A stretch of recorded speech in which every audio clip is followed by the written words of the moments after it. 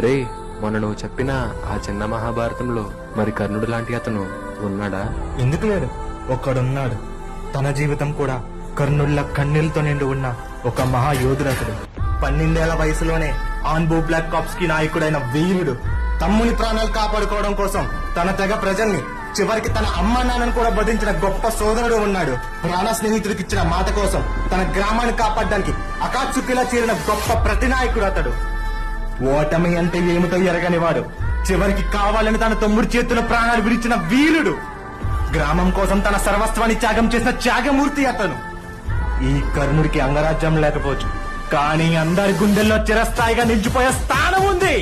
అతనే ఉచిహా ఇటాచి.